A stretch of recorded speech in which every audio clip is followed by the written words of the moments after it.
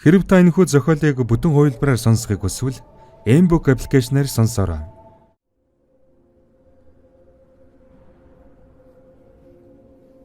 Зохиолыг бичсэн Ц. Оюунбат. Дуу оруулсан Б. Ориглволд. Болж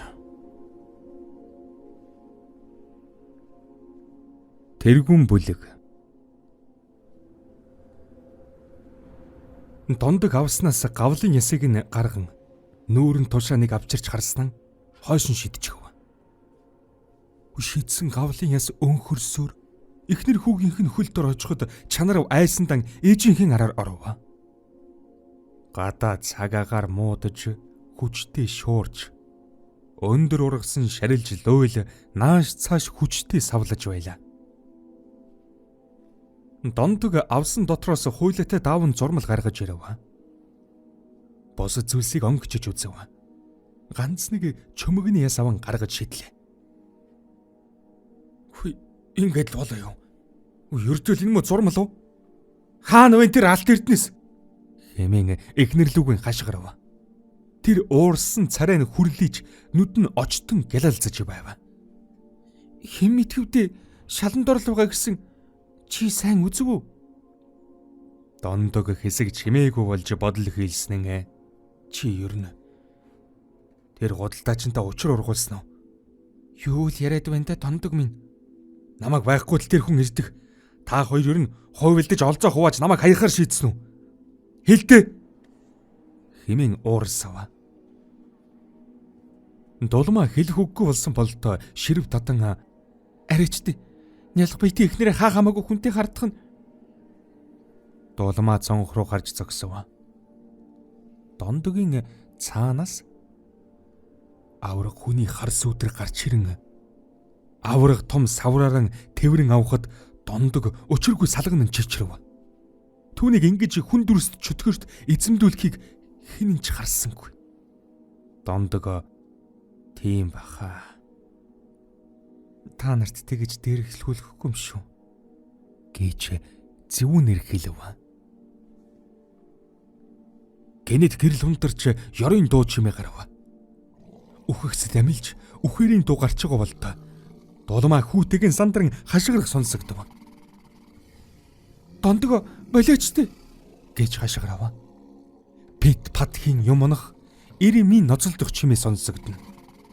Дондог өөрийн ухаанан алдаж дулмаагийн дээрээс цээжин дээр нь дарж хоолойг нь боож байв. Эмэгтэй амьсгал авч чадхан болон хөл нь хэд татгуунан хөдлөхөн болжээ. Чанарв аавынхаа нуруунд дээр зүгдсэн боловч хан руу шидэгдэн толгойг нь зохин ухаан алджээ. Ард дагзнаас нь улаан хүрэн цус урсаж ээжийнхэн гардаа жуухан ойртогож гэрэл өөрөн эргэж аслаа. Дулмаа хүүгийнхэн хажууд газар өгчгсөн хэвтэн. Дондог болшны нүхэнд орж гисэн ухаан жолоогүй юмнууд ийш тийш шидэлсээр. Энд л байх ёстой гэсэн. Хаа нэгэн бэ? Хаа нэгэн? Эмэн ухаан жолоогүй ухна. Бүрэн солиорч ухаанан алдчихэ. Тэр ядарч нүхнээс нь гарч ирэв. Гэнэт шалан дээр өгсөн хэвтээ эхнэр хүүхдийн харав. Өлгөөтэй хүү орон дээр уйлна.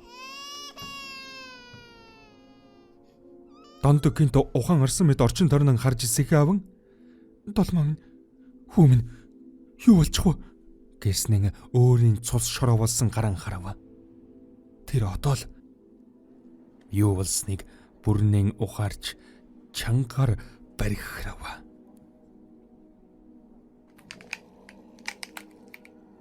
Үхэрийн дуу гарч яс шаржигнаж дуу нужигнах чимээ гаран Польшнаас ансар том хар сарвуу гарч ирлээ. Дондог би юу хийж вэ? Хэмээн ойлгонон дуугарна. Тэрнгийн хар сарвуу хөлийн шилбрүүн аажуухан төхөж байсан нь гинэт ухасгийн барьж аван больш рууган чирлээ.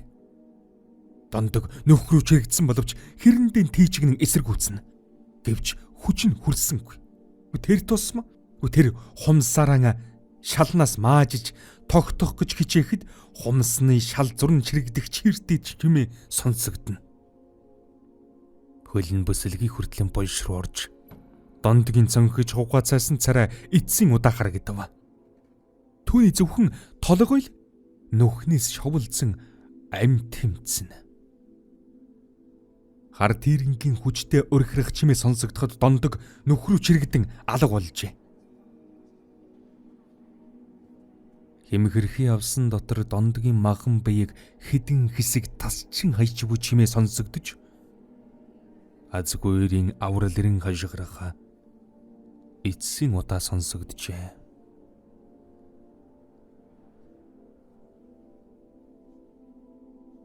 Өрөөн дотор үхлийн анир чимээгүй ноёлжээ. Уйлж байсан өлгийтэйгүү тайвширч чимээгүй болсон байв. Дахиад онгодож үрд сайна. Худалдаачин иржээ. Тэр цонхорныг харснаа дотогшоо нэвтэрч оров.